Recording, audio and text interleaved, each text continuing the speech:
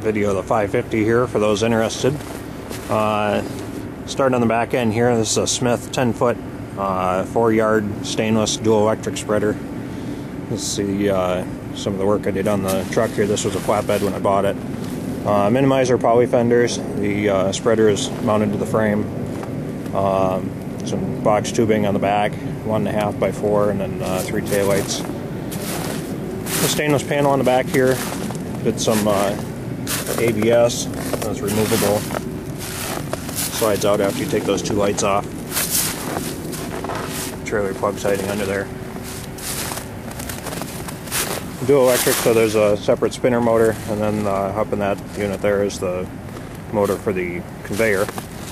I put a couple little pieces of poly in there. I wasn't happy with the way it was spreading, so put those pieces of ABS in there to direct the material to the center of the spinner instead of kind of hitting the whole thing. Wiring is buried down underneath that piece of ABS. In front of that, you can see that piece of stainless runs all the way to the front of the unit. A couple of shovel holders on either side. Cover, custom made by Canvas Craft. On the back is 4 tier 3s and center ID bar that also functions as turn signals. HIDs are all switched. The LED there is a 18-watt LED. Train of garbage, but it works good.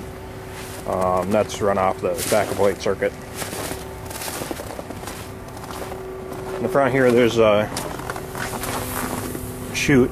Obviously, V-boxes are known to leave material in the bed. Being that this is a cabin chassis, I was able to build a chute to keep the any materials that gets dragged forward falls out the side there instead of ending up on the drive shaft or the muffler or anything like that. Wiring on the spreader is insanely simple.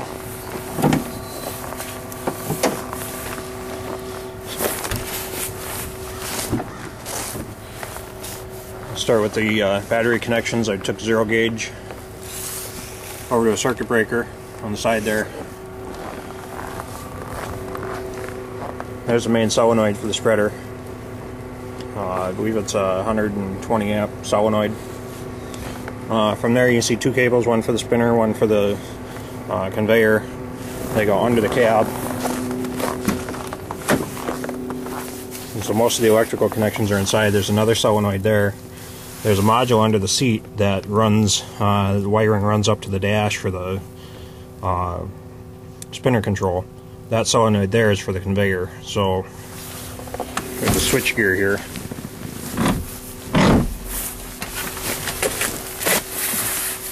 This switch here is for the spreader. The first click turns on the spinner control.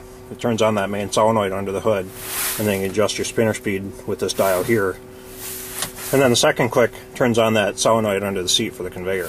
So that's kind of how that works. It turn the spinner on, get it to the speed I want. I hate the like the airflow when you turn that on. It blasts both the spinner and the conveyor. You end up with a little patch of salt right at the entrance to the property. It looks like crap. So I prefer to have the spinner going already before I turn the conveyor on.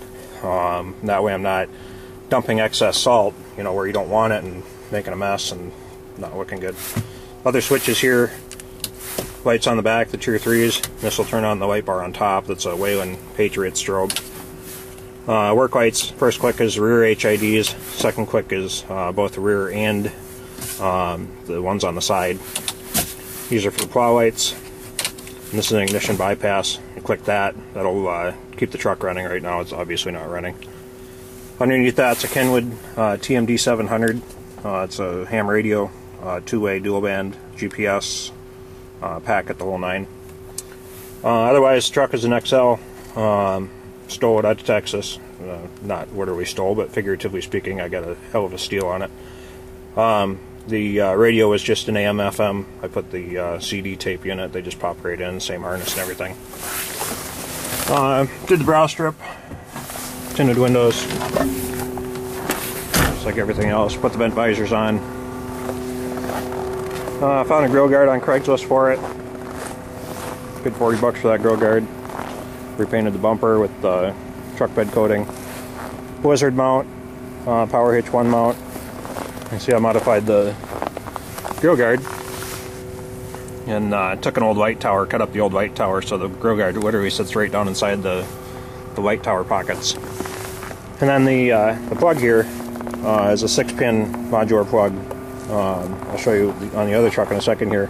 That has all the wires, turn signal, headlights, the whole 9 are in that plug. And right now, if you turn on the fog lights, that switch that I showed you in the cab, you'll turn on those fog lights, driving lights. Literally 2 bolts, there's a bolt on either side. On the bumper, that's just to keep the thing from rattling. Take those bolts out, the whole grill guard comes off, unplug that plug, pop a light tower in there, and go plow snow with it if you want to. This isn't a primary plow truck for me, mainly just use it for salt. Using clear lane salt. Right now it's got about 3.5 tons in it, and never had a problem. Just leave it loaded and ready to go, and when it's time to rock, we grab the truck and go salt. Show you the wiring on the other truck here. For example, we got the same plug here, so whether I could take this tower off and throw it on the other truck if this truck went down or something and had to go plow. And this is a 1-ton that I was using for salt last year. 8611 Low Pro on the front. Built a flatbed for it. Minimizer poly fenders on this one too. Built a headache rack for it. Show me light bar. Don't use this truck much, but it's a good solid truck. I should say I don't plow with it, but one of the other guys does, so works good. As you can see, it's snowing. A little sidewalk trailer there.